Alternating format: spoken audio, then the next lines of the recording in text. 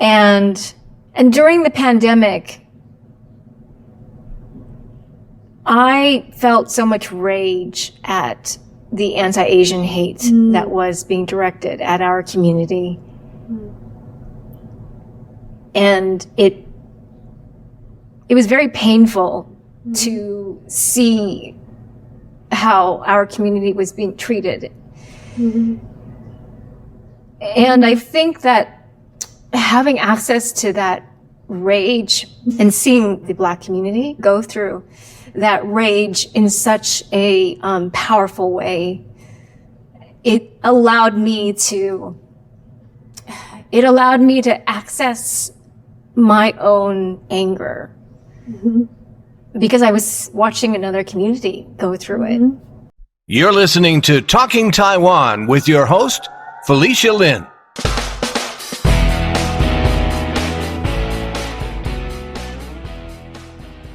March is Women's History Month, and so we thought this would be the perfect time to release the first episode of the Trailblazing Taiwanese Women's series, sponsored by NATWA, the North America Taiwanese Women's Association, which was founded in 1988. To learn more about NATWA, visit their website, www.natwa.com. Last September, I had the pleasure of interviewing actor, writer, and director Michelle Krusiec. Her IMDB page displays an impressive list of acting roles dating back to 1992. We talked about the different phases of her career, starting with her one-woman show, Made in Taiwan, which earned her much critical acclaim. She wrote, directed, and acted in it. Then there was her first main character role in a feature film, Saving Face, a film that put her on my radar and so many others in 2004. In 2020, she portrayed the legendary Anna May Wong in the Netflix series Hollywood. Stepping into that role helped her to rethink the institutionalized racism that she's experienced as an actor. Michelle also expressed her thoughts on the SAG-AFTRA strike and so much more. Here's our interview. Welcome to the podcast, Michelle. Thanks for having me. It's so wonderful to have you here. Most people know you as an actor, and now you're transitioning into being a director. And I wanted to start with, how did you actually even get on this path of being an actor? I understand you probably wanted to be some kind of artist, but like, why acting? Like, how did you know that was the path that you wanted to take? Well, I originally wanted to be a dancer, and my Taiwanese mother, of course, saw it out of my head as soon as I announced it to the world. And I think I always knew I wanted to be physical. And because dancing was physical and acting is another form of using your body, that was sort of the natural segue. I, found out about a magnet school that was in my area that had the disciplines of performance, and acting was one of them. So I auditioned and was able to get into the magnet school. And I think that formally launched my education. And the desire was always there to perform. And I think that it really came from a need to be seen. I think as a kid, it was just something I really desired, so acting allowed me to have that platform. Now, does the desire to be seen, does that have anything to do with being Asian or that sort of thing? Because I don't really know what the makeup of your neighborhood is like. Yeah, that's a great question. I grew up in a predominantly white community. There were Filipinos in the area. I grew up in Virginia Beach. And I never felt I was cool enough to be Filipino. So they were all it felt like there was a lot of them. Whereas with, being Taiwanese, I felt like I only saw a handful of, there was like a Chinese kid, a Chinese friend who was my friend, a Japanese kid, maybe an Indian kid. And just that handful of us were all struggling to find who our community was. But I think at that time, the need to be seen maybe came from the fact that my parents were both working and not a lot of attention was put upon me. And it came from not just the desire to have some visibility as an Asian kid. I think I was very aware of that. But I think it was also acting gave me a place to be felt, to be heard, and to be experienced. And I don't know if I even knew how to do that in my own personal life, but acting was a platform that gave me those tools. You've had such a long career. I read your op-ed and how you've definitely had some stereotypically Asian character roles that you're offered. Like, how did you deal with that? And were there some that you accepted, and why? I think my first 10 years in the industry was probably because I was Asian and people were looking to fill that role. It was a kind of tokenism that we all accepted, and until people started to acknowledge that we were tired of being, second and third tertiary characters, and that we weren't always in service, that we didn't want to always be in service of the protagonist as a tool, as a laborer in their story. I was getting hired predominantly to do that. Maybe sometimes producers or writers weren't consciously doing that, but as we know now, racial bias is so unconscious. And at the beginning of my career, I happily took on those roles because I could prove myself. I could learn the craft and I could hone those parts to find my strengths and work on my weaknesses.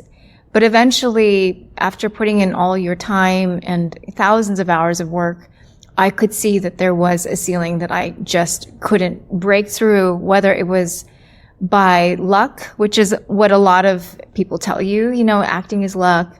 But in my case, I was definitely getting opportunities and often feeling that I fell short because I just somehow wasn't good enough. And once I started playing the role of Anna May Wong and I looked into her history, I saw the same systems in place. And I really woke up and realized that I was holding myself accountable in a way that wasn't really acknowledging just the institutional racism I was up against and the challenges and blocks of being a person of color and a woman. So when you say holding yourself accountable, meaning like you felt that this was your burden to shoulder, that you had to do something about being represented properly or something like that? I mean, I think the burden is that when you have a success and failure model, which is basically you get the job or you don't get the job, you spend a lot of time trying to figure out why you didn't get the job. And I mean, now I'm a director, so I can tell an actor, you didn't get a job and it was not in your control. I can say that confidently.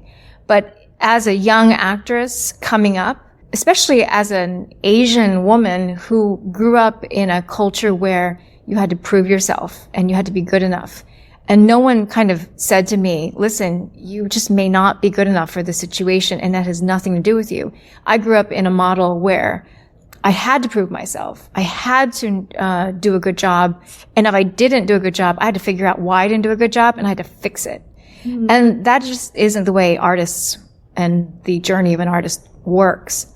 But when you're young and up and coming in terms of your development, you don't really understand it. It takes a lot of maturity to really master that concept and trust in yourself. And that wasn't something I had growing up. And even though I was getting work, I don't know if I was really being entrusted with meaty parts. And I don't know if I was learning that the burden was not on me, that it was on the industry, and only time and education was going to change that. Well, that's pretty amazing for me to hear you say after having such a long career. It wasn't until the role of Anna May Wong came around that you had a lot of these realizations. But I'm also wondering, having such a long career, what is it that you think has helped you to accomplish what you have so far? Like, what helped you to keep going?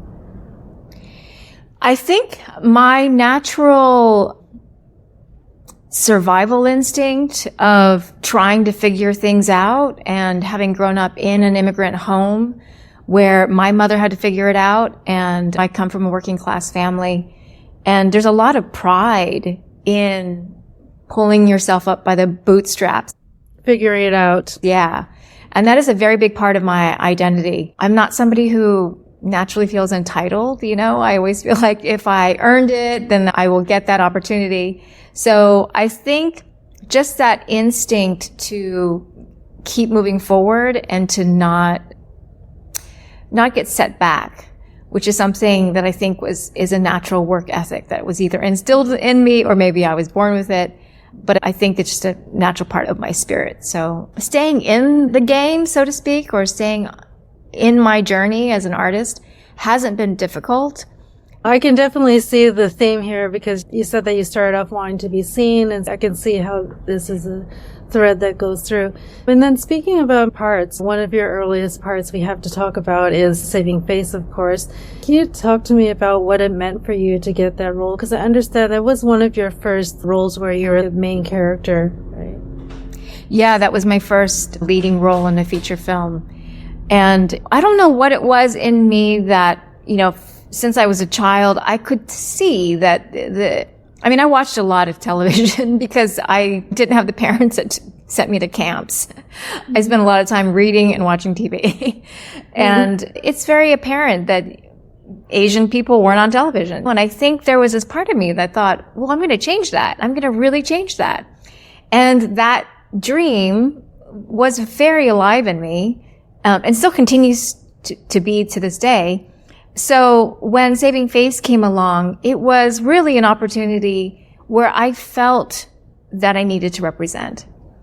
And it was very rare to have a leading role being offered to you, especially one that was so well written and directed by another Asian woman of color. And Alice Wu was a unicorn at that time.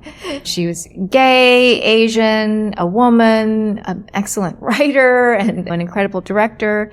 So that was just an opportunity that felt like it was like a godsend or a miracle. And I thought this was the sign that things were going to change, and that I had worked really hard to finally earn that part. And I think I did, but I just assumed, wrongly so, that it just would get easier from there. And that wasn't the case. So I think the role in and of itself was an incredible opportunity to fill my fantasy of representing. But I think the hard part, the surprising part, was that I thought it was going to be a floodgate after that, and it wasn't.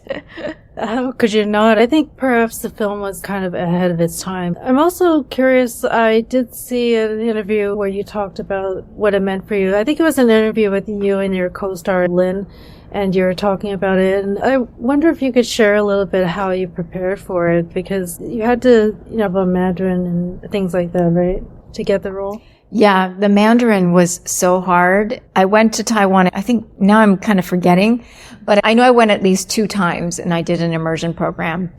And Alice is fluent in Mandarin and I was not. And I grew up kind of speaking it, but discovering that I really wasn't speaking it properly at all. And when they were considering me, and I knew that Alice was concerned about my Mandarin, I flew myself to Taiwan and spent maybe like 3 or 4 weeks the first time. And then when I got the part, I went back and spent another month there, just trying to develop the tongue, the tones. It's such a hard language to learn as an adult. But luckily I have an ear for it. And Alice kind of relaxed her standards. I think she wanted someone who could speak it without any accent, but I have an ABC accent when I speak it. And I think she was willing to accept that for the part. Yeah. Well, that's incredible, the dedication before you even got the role, going back there to work on the language. And I understand that you also did a lot of preparation when you were up for the role for Anna May Wong as well, right? Yeah, that part was, on the page, it didn't seem like a really big part. The scenes themselves were well written, but in terms of like her through line through the series, I really didn't know just how meaty the part was.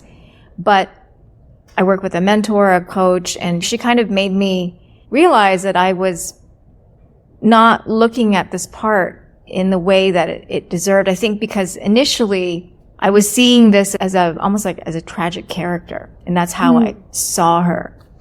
But once I started getting into the history, and the fun part of acting is the history, the fact that you don't have to make up a lot of stuff. And research is one of my favorite things to do, especially when a part is autobiographical or historical, I mean. Yeah. And that part is so fun and juicy. And I was listening to her talk, and there's so much out there about her, and I just didn't realize it until I started getting into the role. But yeah, that was the easy part. I think the hard part was really convincing myself that I could step into such a iconic role. And I think really the makeup artists and the designers did that part for me, because when I look at pictures, I'm like, wow, I really do look like her in some of those shots. And that was remarkable. And I think that is the skill of everybody coming together. And now you're taking on the role of being a director more so. And can you talk a little bit about that and some of your recent projects? And are you more so shifting away from acting into being a director? I don't know if I'm shifting away from acting. I feel like I've hit a point in my career where I'm not hustling in the same way I used to hustle in my, early part. I think parts come to me that are meant to come to me, and I'm being a little more discerning now in recognizing whether or not, like, I get a lot of offers or parts to play Asian moms. And I'm inherently American because I've grown up in America. And now when I see myself putting on an accent, if I don't feel I can believe myself in the part, I don't want to try and do it. Because there's enough actors out there that have that contextual history. Whereas, 10 years ago, I would have said, yeah, I can play anything. But now I'm much more, I guess my authenticity meter is much sharper. So I'm not saying yes to everything, and I'm not looking at work begets work, which is kind of what I used to do, But what has really transitioned for me is that my desire as an actor was to always make meaningful work and to have that representation there. And as a writer and as a director, I feel I can put in that valuable work through the story. And that's what I'm concentrating on. If a part comes to me that feels that it has that kind of weight and substance, great. But if it comes to me through writing and directing and through story, then I'm interested in supporting that. Yeah, and that reminded me, I wanted to talk to you about Made in Taiwan, which is your solo show, which is probably one of your most visible works where you're actually in something that you actually directed. Can you talk about that and where that idea came from and what doors that opened for you? Yeah, that was such a fun time, such a wonderful experience for me to write something. I was, only 20 years old, and I wrote something, yeah, that really resonated. And I think what worked about that show was that it was both funny and somewhat sad. It was funny and sad. It seems not complex, but that's hard to do. And it was quite moving to tell the story of my relationship to my mother. And this is my adoptive mother. And, she's such a extraordinary character and so complex. And I understood her more than I understood myself growing up. And through her, I was able to learn as an actor because she was like the ultimate figure. And because I understood her so thoroughly, I could write about her, I could embody her, I could talk about the themes that forced her to be the way she was as my mother.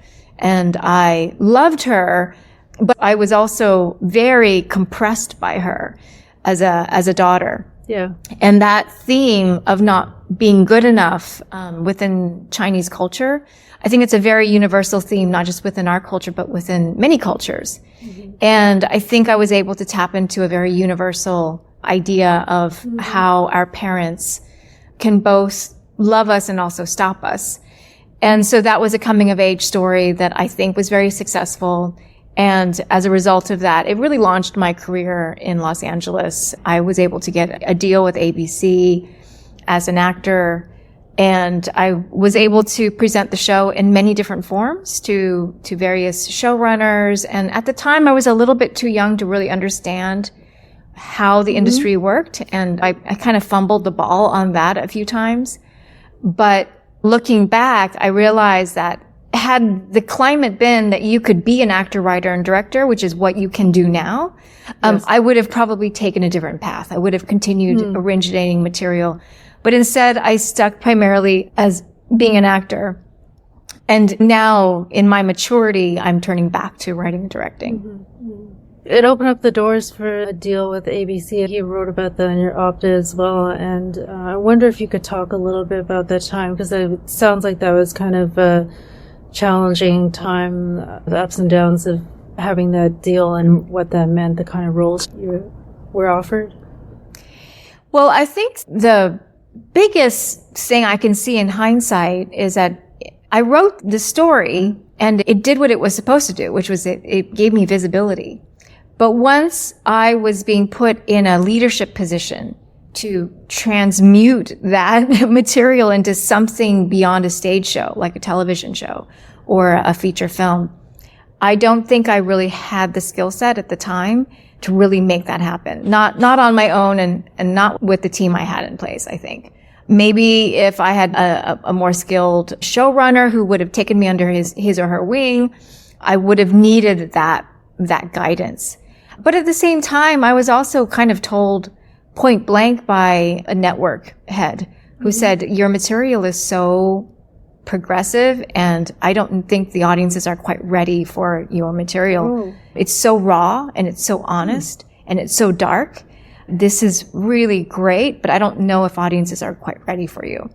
And I really think he was probably pretty accurate. You know, Margaret Cho had amazing material and they really tried to stuff her into a box, and the backlash on the failure of that show was so strong that I think it permeated, you know, for a very long time. Michelle is referring to Margaret Cho's ABC sitcom, All American Girl, which aired in 1994 and only lasted one season.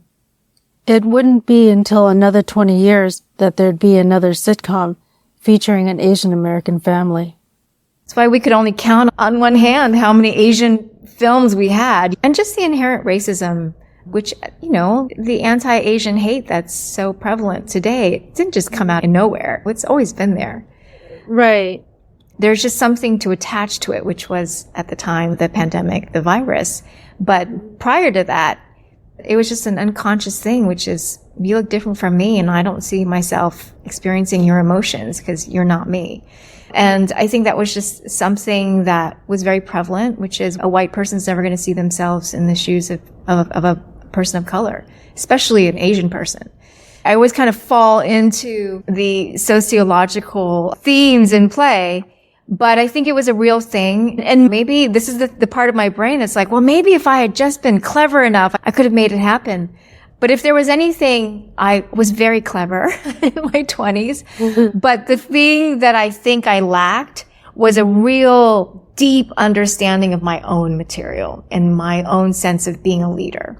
That was not something I was skilled enough to do. And that's because I was raised in a pretty oppressive household where I was a rule follower and I could go get them, but I was always going to play by the rules. And if someone said, these are your rules and you're not going to be a rule breaker, I would just be like, oh, okay. Well, let me figure out what sandbox I'm supposed to be in and I'll stay in there. And then, you know, you get older, you're in your 30s and you find yourself sobbing, going, what was I doing in my 20s? Well, but you can't go back. I mean, sometimes it's just somebody saying that to you and then it permeates you and goes into your consciousness or something. And also, like you said, you're 20-something, you didn't have the life experience, you weren't equipped, or you didn't know yourself, not just your material, but yourself also. Yeah. Well, I think also this is kind of where being a good Asian kid can go against you, which is empowering ourselves as a community to see ourselves as leaders and to be our own leaders now, which is, I think, something this generation won't have a problem with. But in my generation, you kind of kept your head low and you did what you were told. And if you worked really hard, you would get rewarded. And that's kind of what I thought was going to get me that kind of progressive movement forward. And, you know, I was always working, but in that op-ed piece, as I said, the more I worked, the more invisible I felt. And it's because maybe I didn't have a strong alignment with who I really was internally. I was following a kind of goal and success that I had envisioned. That was not yours. Well, I had always envisioned that kind of success, and I was being given that opportunity. But I don't know if I was lined up with the kind of material I was trying to do, wanting to do. No one was handing it to me. And I had to make it. But now I realize it doesn't matter. You still have to make it no matter who you are. It doesn't matter if you're the most successful white dude in the industry. You still have to make your own material. And that's the big secret, you know.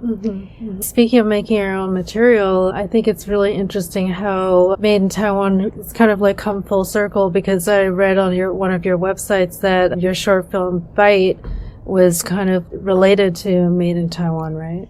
Yeah. As a writer, because of my point of origin, being an adoptee and a fortune teller, predicted my future, and my own birth mother was also adopted, and a fortune teller impacted her adoption. I see the world in myth and spirituality. Now I'm curious, did the fortune teller predict that you would be someone that was in a public eye or a performer or something like to that effect? I think he predicted that I would travel the world and that I would not stay in Taiwan. I would go to America, and that I would have success in America. You were asking. We're talking about Made in Taiwan and how that is related to your short film Bite. Yes. So the reason why I am writing from the point of view of a personal narrative is because there's such rich stories embedded in ourselves. And because I kind of came from this unusual folkloric origin that was told to me, whether it was true or not, I mean, I have to believe that it is true, because my birth mother insists on that, is why she gave me up for adoption.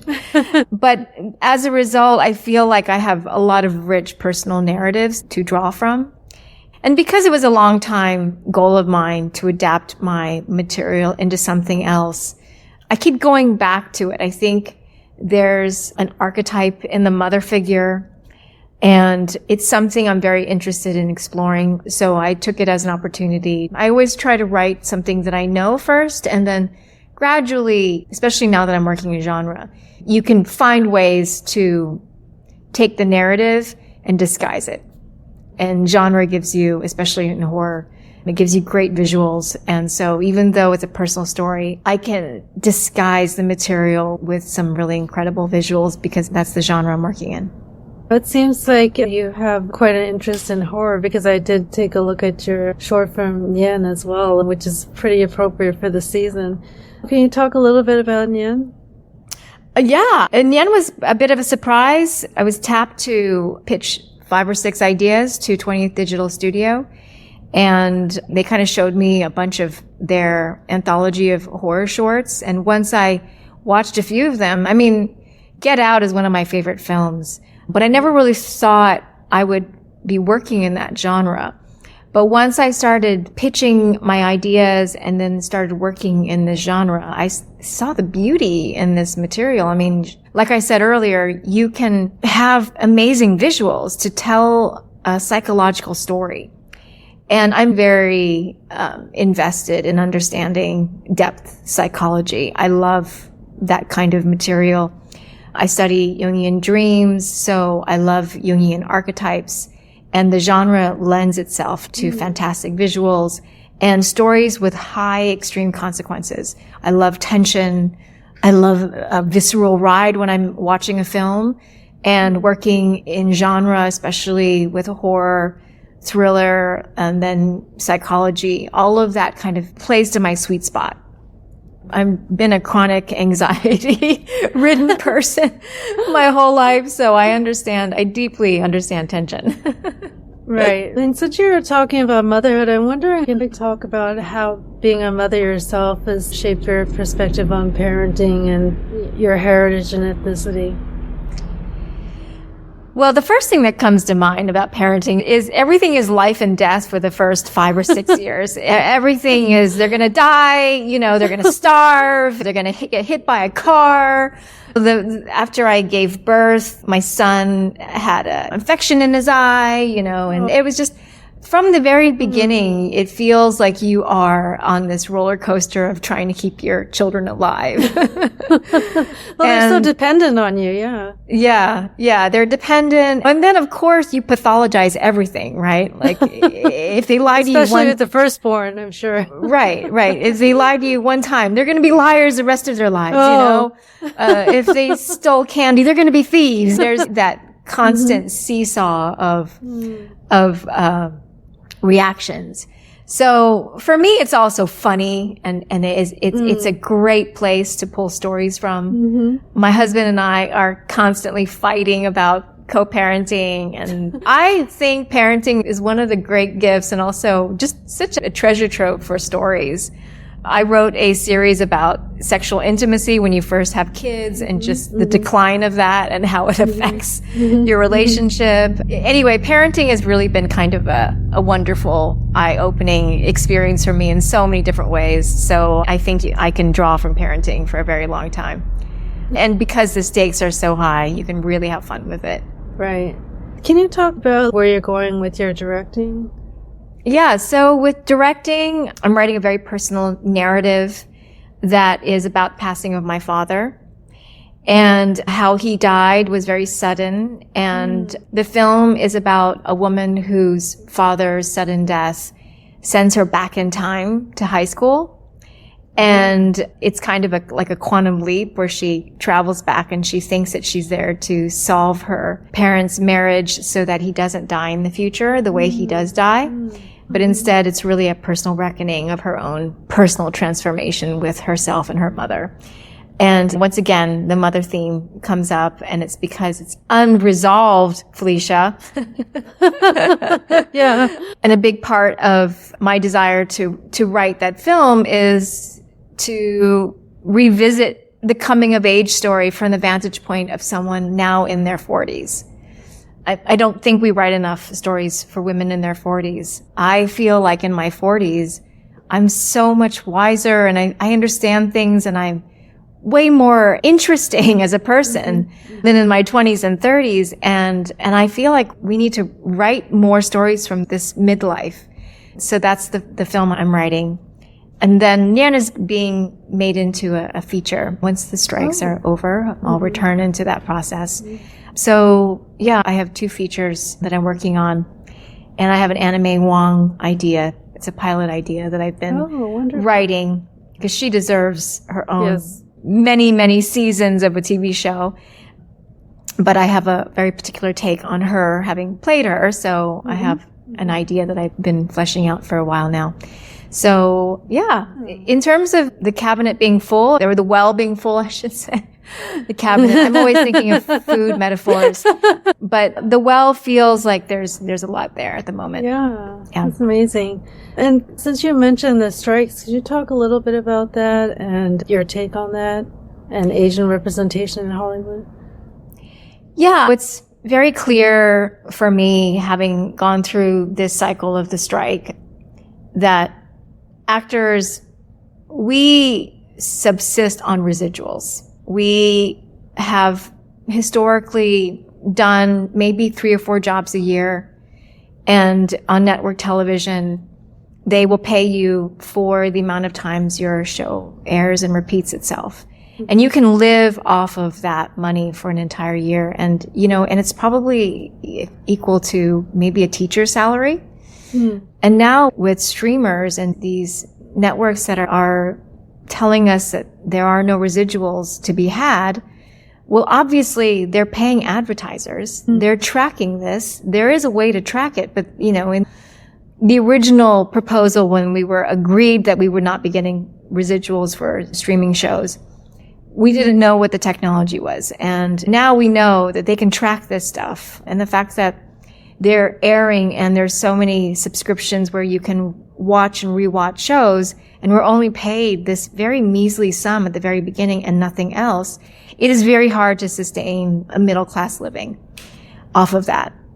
For me, that has been a significant downgrade in pay. So much so that I'm almost embarrassed to say how much I've gotten paid for things. And the AI is another kind of new technology where they're saying, we don't know how it's going to work. Everything's free right now. But that's what they said about streaming, where they approach something that's a new technology and we have the disadvantage of not knowing what it is. And as artists, we are made to feel that that we're lucky to just have a job. And contractually, we always suffer. And we end up cobbling our careers together through lots of different types of work, and not all of it is meaningful. And at a certain point in your career, you do have to ask for fair wages. And since executive pay is so overly compensated, there's enough wealth to distribute. And I think in this country that we are having, I think there might be like 300,000 laborers who are currently on strike. Maybe 320, 350,000 was a number that I had seen. And there are strikes happening all over this country because I think the wage disparity between working class and the corporate executives is so severe that I think it's time that people who are doing the work are paid fair, reasonable wages. We are the ones responsible for giving these corporate executives the cush job. All they have to do is sit in the profit. And I think it's gross, it's disturbing, and I think it's a reflection of our culture that we do not value labor in this country. Unfortunately, this happens across different industries, the whole disparity between people in the C-suite. And I understand you also supported the bill to support funding for nonprofit theaters in California. Is that right? Yes, I was part of it's the Senator Bill SB 805. Yes. And that bill, it basically, it gives everybody a wage for anybody who works in the theater. But what happens with nonprofit theaters is that they can't afford to pay all the fees that it takes to employ everyone. That's something that a lot of companies can afford to do, but nonprofit theaters don't make enough money to make that sustainable. And so that bill gave nonprofit theaters funding to help pay their workers the hourly wage that is now standard in California. You can't work for free in California. You can't volunteer. And so that bill was passed, and I think Governor Newsom had to allocate the funds, and I believe that's kind of where the bill stopped, and then I think another bill took over for that. That's a tremendous accomplishment. It's unfortunate that I think California is the only state where this has happened, right? Yeah, I mean, it's a double-edged sword, which is, it's great that nonprofit, anybody who is working in theater gets a living wage of, I think our standard is $15, I think, which is, I think, the highest in the country. So it's great, or it might be a little higher than that now, but it's great that is happening. But for nonprofit theaters that can't afford to pay, I think it's called the master pay. I'm totally blanking on this. But because they can't afford to employ that middle person that pays all the wages, it just means that a lot of nonprofit theaters would have to close. So there is funding that is being allocated to help them stay open. And a lot of these theaters they're at the root of these communities that don't have the arts. And growing up, the arts was how I was able to create an identity for myself. It's where I found my career. In a lot of these lower income neighborhoods, when you don't have an artistic center, or you don't have a neighborhood feel, then there is no ability to create that outreach for those young kids so that they have a community to go to and find a place to develop themselves, which is how I developed as an actor. Having gone through all the things you have, is there a particular experience that you think humbled you, or that you learned from, something that maybe it was like some kind of a suffering, or like that gave you some kind of awakening? When I was younger, or just in any walk of any chapter of my life? I guess whatever stands out to you, like maybe overall, like a major thing. Boy, I feel like life. There's too many to name. I mean, life is just a daily onslaught, you know, I mean, interesting. I mean, I think that for me, it's spiritual phases in life. Mm-hmm. And during the pandemic, I felt so much rage at the anti-Asian hate that was being directed at our community. And it was very painful to see how our community was being treated. And I think that having access to that rage and seeing the Black community go through that rage in such a powerful way, it allowed me to access my own anger because I was watching another community go through it. And I felt very aligned with that movement, with BLM. And when I would see, I think John Boyega is an actor, and I watched a speech, and I actually used to have his speech on my Instagram, and I just recently took it down. But in his speech, he's talking about his Blackness and talking about being denied his Blackness. And I think for most of my life, I was trying so hard to be white mainstream culture for so long that I was trying to hide my Chineseness. And when I would find myself struggling to articulate that and the shame that I felt saying those words about trying to hide my Chineseness, I always felt very ungrounded. But during the pandemic, watching the BLM movement really gave me a sense of entitlement that I could feel my anger. And because there was so much hatred being volleyed at the elderly and senior citizens and just regular Asian people walking on the street, it was so in our faces. Yeah. And nobody cared. Nobody was interested in it. Nobody wanted to even fight for it. It existed in these ways where we would have to point out to people, like, do you see what's happening? And that in and of itself made me really wake up and realize that we have to fight for ourselves. We have to confront the shame that we carry about how much we've assimilated ourselves in a way that disowned our connection to our Chineseness, and being proud of that. Even though I was always taught to be proud, it was still coming from fear. And I think that's the relationship I'm now rearranging in my life, that the perception of who I am is no longer coming from the outside external world, but is coming from my own development of how I see myself and how I wish to develop that identity. And I think that transformation is what's compelling me now as a writer, director, and as an actor, to really hunt those stories down and really flesh out that transformation, because I think it is happening, that we are becoming more empowered as a community. But in order to make it land, in order for us to witness that change, I think we have to be able to make it very visible to each other, to ourselves first, and then to each other. And that's really where I'm at. What did you mean when you say it was coming from fear?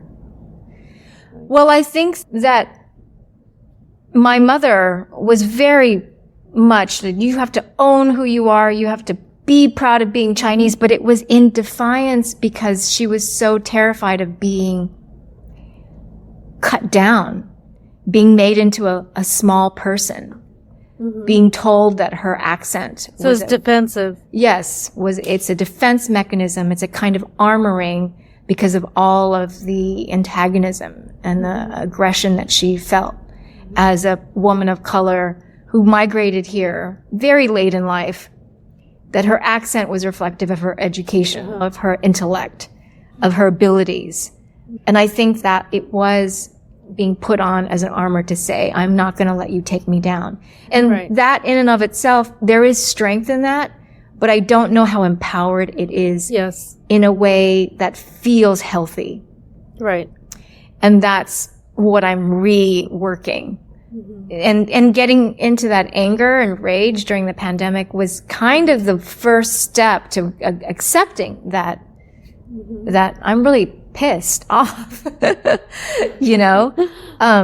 whereas before you always had to kind of just be like, yeah, no, we are handicapped and we have a lot of obstacles, but I have to work harder and I have to really prove myself and I have to be more American, or I have to do this and I have to do that. And all of those things are personal costs to our own empowerment.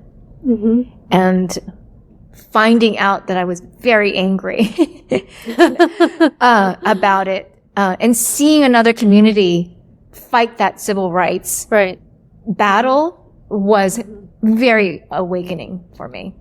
Yeah, for sure. Watching them really made me reflect on being Asian and what was our voice and what's our community. How do we need to stand up for ourselves? It's an interesting evolution. It makes me think, like, what is it, the different steps? Like, he goes through the sadness, the grief, and then the anger, and then the whatever. Yeah. Hopefully there's a different step. There's the denial. After anger, right? That's right. There's numbness. I think so. That's why I was saying life does a number on you, because it's so slow to go through each step. And you think you've made strides, and we have made a lot of strides. But, are we there yet? No, we're not there yet. Well, could you actually share some advice or some words of wisdom to younger people who are perhaps thinking of taking a similar path to you, whether it's going into acting or directing? Well, youth is always lost on the youth, right? I think the best advice I have goes back to trying to see if you can get inside who you think you are, who you're trying to be, who you're supposed to be.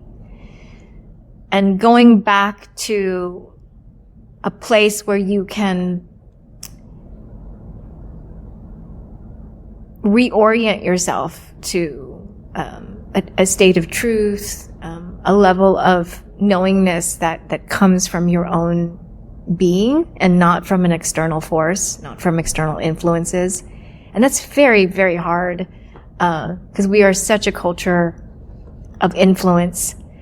And if you can find the time to be with yourself in authentic ways that allow you some insight and reconnection to yourself with a capital S, I think those moments will hopefully give you a sustainability where you can take on life and you can pursue the things you want, but you can do it without losing who you are in the process. Right. And I just have two questions. One is, since this is a Talking Taiwan podcast, if you could talk about your connection to Taiwan, and then I leave it open to you if there's anything else you want to share that we haven't talked about. Well, I just came back from Taiwan. I went this past Christmas and New Year's, and I went with four other families, 5 of us. My son goes to a Chinese immersion program. And the whole ABC parenting is to teach your kids Chinese, and you try and get them to go to a place where they speak Chinese, and you're like, okay, now speak Chinese. Go. Yeah, go. But I love Taiwan so much. My family is all there. And it was the first time that I explored Taiwan outside of Taipei because my family's in Taipei. Right. And Formosa is the beautiful island. And it's the first time I went to Taroko Gorge and Hualien, and I did the whole tour. And it was so beautiful and stunning. And I had a lot of pride seeing that part of the island, because I normally just go and I see Taipei, which is beautiful, but I go for the food and the night markets. But this part of Taiwan that I was able to see was more of the natural beauty of Taiwan. Yes. And it was wonderful to see and experience that part of Taiwan's beauty. And, you know, my son bartered in Chinese, and I was very proud. He was able to, what is it? 撒价. How old is your son? He is 9. So, oh, wow, already doing that. That's great. Well, I think he kind of did it as a fun thing, and the vendor kind of went with it. Played along, yeah, which was really sweet. Very, very sweet. Yeah. That's great. And anything you wanted to share that we haven't talked about? Anything I'd like to share? Oh, I thought you were very thorough in your questions. So. Well, thank you so much for your openness and sharing. I really appreciate that. Yeah, thank you. Thank you. I think if there's anything I try and do in my work now is to be as honest and transparent as possible. I feel like that's always been maybe one of my greatest strengths as a writer. And when I've veered from that, when I've done something different, or I've done the thing I think I'm supposed to do, I realize that I'm just not as successful being true to myself. But when I am really truthful in that process, I find that it just becomes more clear that works for me, is to just be honest. Okay, great. Well, thank you so much. Thank you so much for taking time out of your schedule. Yeah, no, thank you. I've been speaking with actor, writer, and director Michelle Krusiec. This episode is a part of the Trailblazing Taiwanese Women's Series, sponsored by NATWA, the North America Taiwanese Women's Association. To learn more about NATWA, visit their website at www.natwa.com.